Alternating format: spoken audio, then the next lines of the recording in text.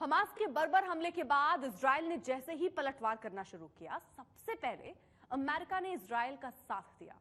America के विदेश मंत्री इजराइल आए और इजरायली प्रधानमंत्री नेतन्याहू को यह भरोसा देकर गए कि वो कहीं नहीं जा रहे, इजराइल के साथ ही हैं। वॉशिंगटन से हथियार भी इजराइल पहुंच गए और कूटनीतिक स्तर पर अमेरिकी विदेश मंत्री ने इजराइल की कई दुश्मन देशों से बात भी की। जब से इजराइल अस्तित्व में आया है तब से कई प्रधानमंत्री बदले, अमेरिका के कई राष्ट्रपति बदले, लेकिन अमेरिका की इजराइल को लेकर नीति अपनी कभी नहीं बदली। अमेरिका हमेशा इजराइल के लिए ढाल बनकर खड़ा रहा। अमेरिका इजरायलियों के लिए रक्षक बनकर खड़ा है। हमास की तुलना दुर्दांत आतंकी लादेन और आतंकी संगठन ISIS से की। अमेरिका इजराइल के साथ सिर्फ प्रतिबद्धता नहीं जता रहा है, बल्कि वो वाकई साथ है, और इसी के साथ इजराइल की ताकत कई गुना बढ़ जाती है। एक वक्त था जब यहूदियों के स्वतंत्र देश के विचार को दुनिया के सामने लाने वाला ब्रिटेन था, लेकिन अब अमेरिका इजराइल की ढाल है। आइए अमेरिका और इजराइल के संबंधों से पीछे चलते हैं और फिलिस्तीन इजराइल की पूरी कहानी समझते हैं। 1299 से 1923 तक उस्मानिया साम्राज्य का हिस्सा था फिलिस्तीन। उस्मानिया साम्राज्य को ही ऑटोमन एम्पायर भी कहा जाता था। इस साम्राज्य में 87% मुस्लिम, 10% ईसाई और 3% यहूदी रहते थे। 1900 में धीरे धीरे यहूदी अपने अलग इजराइल देश की मांग करने लगे थे। दूसरे विश्व युद्ध के बाद उस्मानिया साम्राज्य का अंत हो गया और ब्रिटेन का फिलिस्तीन पर शासन हो गया। ब्रिटेन ने यहूदियों की अलग मांग का समर्थन किया और इसके साथ ही निर्वासित यहूदी बड़ी संख्या में दुनिया भर से वापस लौटने लगे, जिससे स्थिति नियंत्रण से बाहर जाने लगी।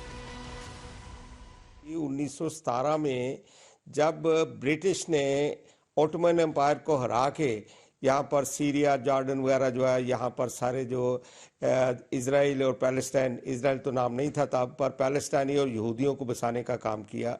उसके बाद सेकेंड वर्ल्ड वॉर के बाद ये शुरू हुआ काम, और जब लड़ाई में जर्मनी ने कोई 60-70 लाख यहूदियों को मार दिया, उनकी तबाही करी, तो उसके बाद एक फैसला हुआ कि सारे यहूदी जो हैं वो वहाँ जाके सेटल हों, और 1948 में यूएनओ ने धर्म के आधार पर एक इजराइल नाम का देश बना दिया, और एक जो है जो वेस्ट बैंक जिसको बोलते हैं, गाजा पट्टी जो है, उसको उसमें पैलेस्टीन आ गई।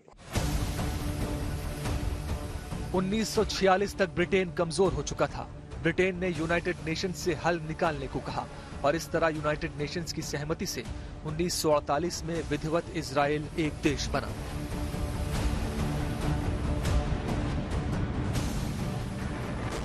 दूसरे विश्व युद्ध के बाद उपजे हालात में अमेरिका खुद को उदारवादी देश के तौर पर स्थापित करना चाहता था, और सबसे पहले अमेरिका ने ही इजराइल को देश के रूप में मान्यता दे दी। मिडिल ईस्ट में तेल समृद्ध अरब देश हैं, उन्हें साधने के लिए भी एक तरह से इजराइल अमेरिका का रणनीतिक पार्टनर बन गया।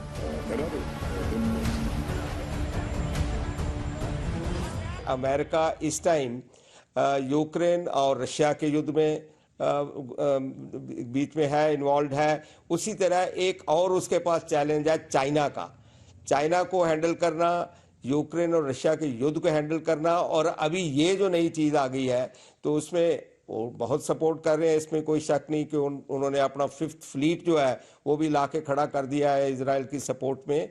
तो इसमें फ़ायदा तो मैं नहीं समझता कि यूएसए को कुछ होगा, पर यूएसए इसमें से निकल नहीं सकता जब तक कि वो इजराइल को सपोर्ट ना करे। तो इसलिए यूएस के जो है सेक्रेटरी वो भी गए हैं वहाँ जाके, उन्होंने उसको नेतन्याहू को वो सपोर्ट भी किया है। तो ये सारी चीज़ें जो है, मेरा ख्याल है कि अमेरिका के लिए ये बड़ी एक कॉम्प्लेक्स सिचुएशन है जिसको उसको हैंडल करना मुश्किल लग रहा है।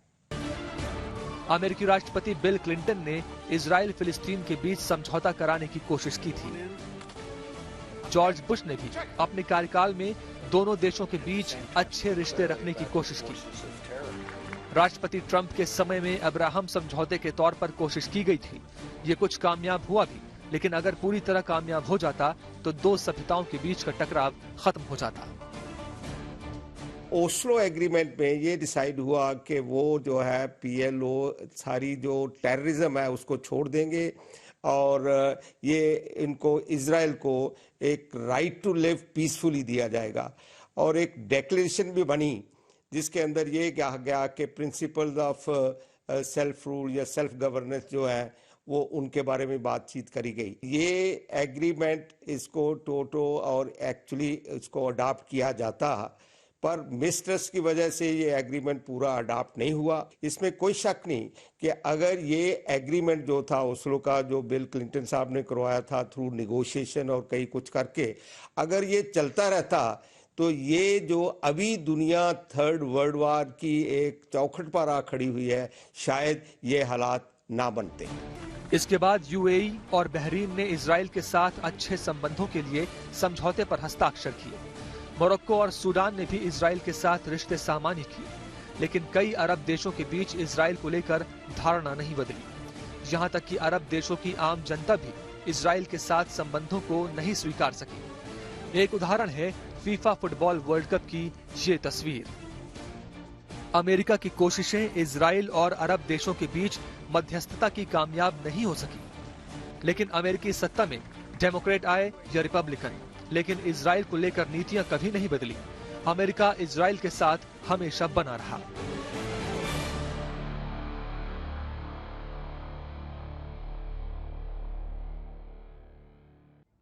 इजराइल जैसे जैसे हमास और हिजबुल्लाह या उसके समर्थकों को जवाब देता जा रहा है, अरब वर्ल्ड में बेचैनी बढ़ती जा रही है। क्या है अरब वर्ल्ड और इजराइल को लेकर क्या है इसका रुख, ये भी समझ लेते हैं।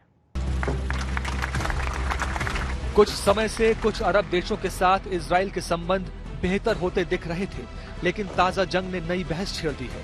पहले से खराब संबंध और बिगड़ते जा रहे हैं। क्या रही है स्थिति, हम आपको दिखाते हैं। मिस्र ऐतिहासिक रूप से इजराइल का सबसे बड़ा विरोधी रहा है। मिस्र इजराइल पर हमले भी किए हैं, लेकिन 1979 में हुए कैंप डेविड समझौते के बाद मिस्र इजराइल संबंध सामान्य हुए। दोनों देशों के बीच अब राजनयिक संबंध भी है। इजराइल हमास के बीच मिस्र ने मध्यस्थता की है, हालांकि उसके नागरिक बड़ी संख्या में फिलिस्तीन के समर्थक हैं। जॉर्डन अमेरिकी विदेश मंत्री ताजा हालात में जॉर्डन गए और किंग से मुलाकात की। इसके कई मायने निकाले जा रहे हैं। जॉर्डन ने इजराइल के साथ शांति समझौता किया है, हालांकि जॉर्डन फिलिस्तीन को लेकर इजराइल पर नर्म रुख नहीं रखता।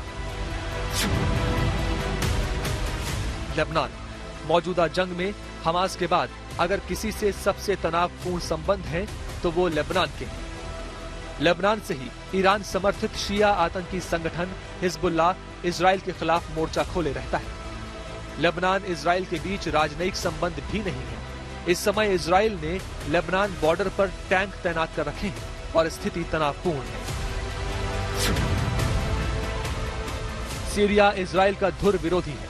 फिलिस्तीनियों को दशकों से रिफ्यूजी कैंप्स में शरण दिए हुए हैं। जंग बढ़ी तो सीरिया इजराइल के खिलाफ मोर्चा खोल सकता है। सऊदी अरब इजराइल और सऊदी अरब के बीच औपचारिक राजनयिक संबंध भी नहीं रहे और वो फिलिस्तीन का समर्थक है।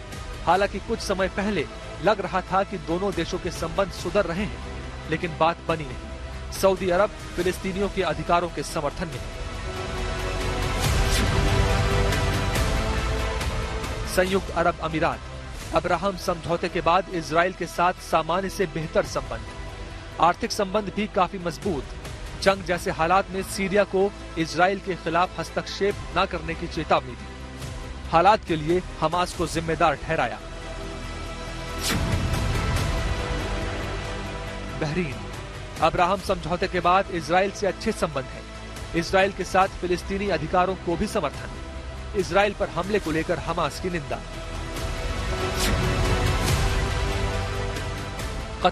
कतर की भूमिका दोहरी रहती है। इजराइल के साथ संबंध भी रखता है और गाजा पट्टी को आर्थिक मदद पहुंचाकर हमास की सहायता भी करता है।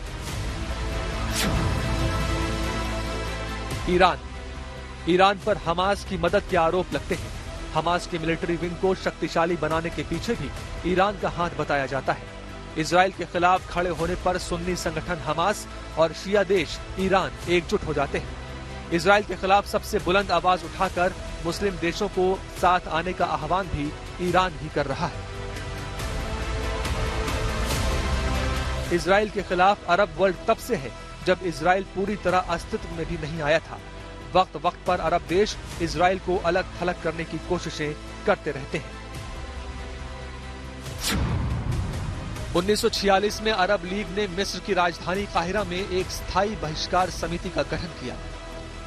यहूदियों के बहिष्कार का यह प्रस्ताव 1948 में इजराइल की स्थापना के बाद भी जारी रहा।